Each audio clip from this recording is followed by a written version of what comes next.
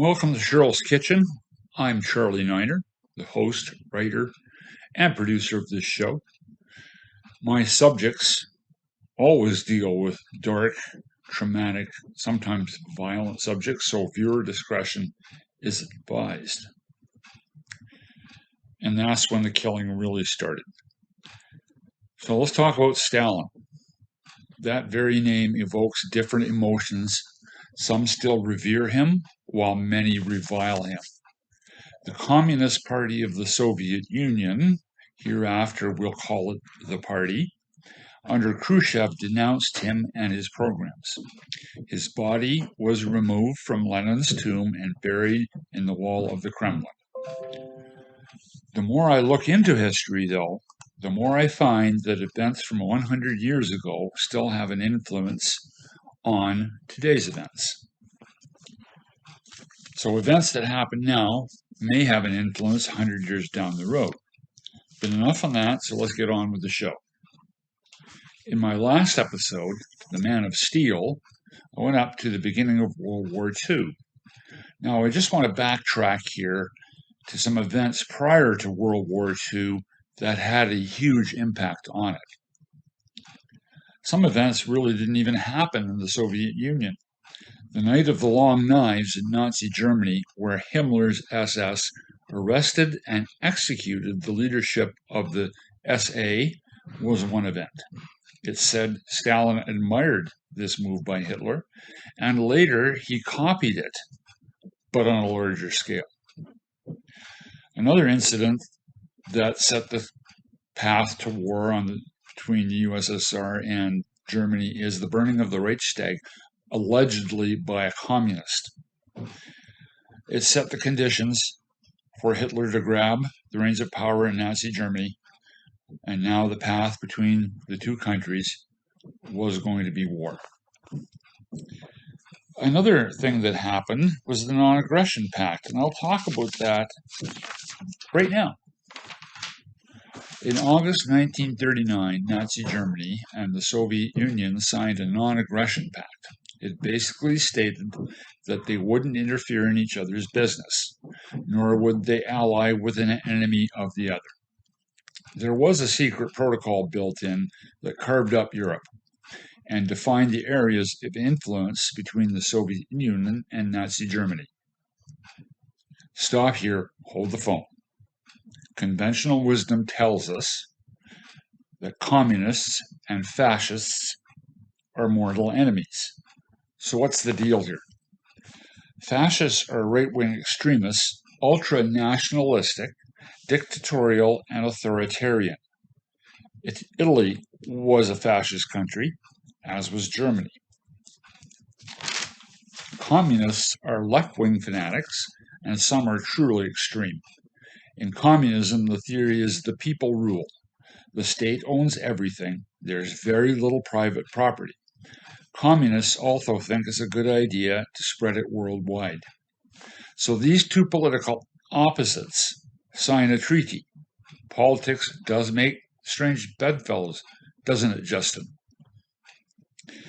But if the Soviet Union had been paying attention, they would have known Hitler and his gang viewed the Slavic peoples and others as Untermensch, or subhuman.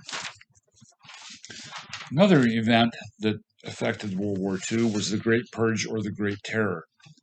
This was a series of arrests and show trials directed by Stalin.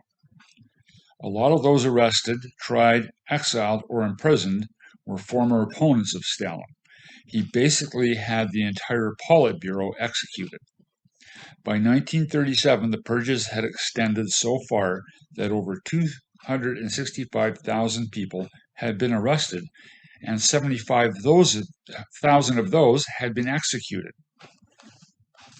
The purge eventually saw about 1.6 million people arrested, with about 700,000 executed.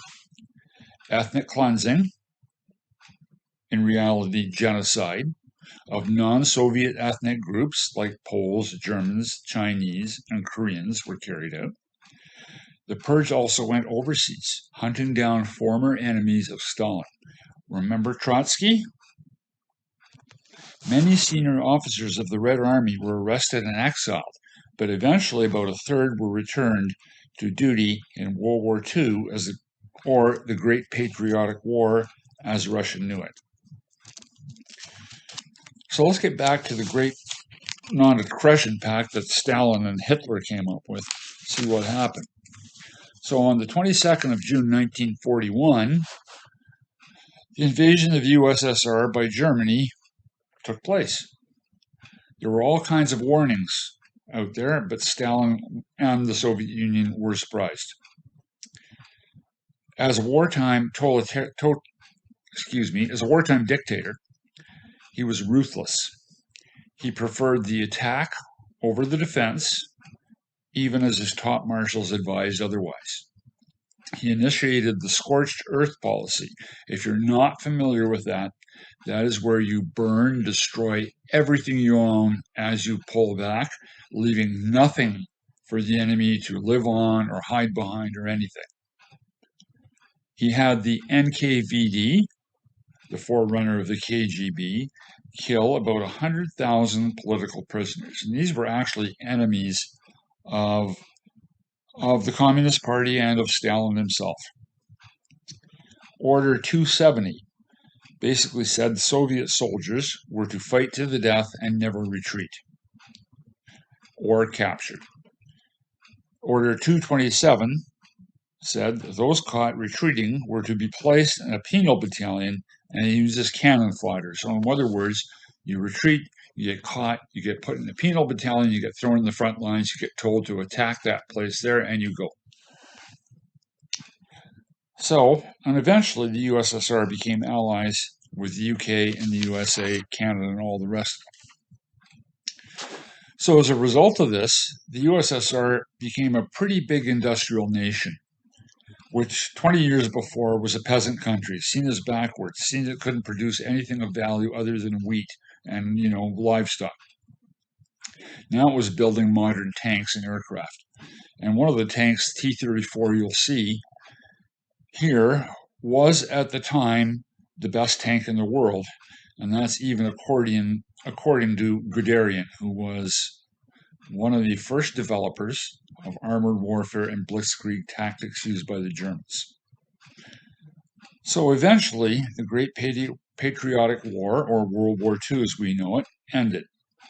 And this cost the Soviet Union about 30 million lives. So that's where I'm going to stop this particular episode.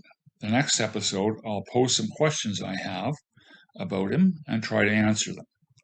If you like this episode, give it a thumbs up and leave a comment, please. I really appreciate it.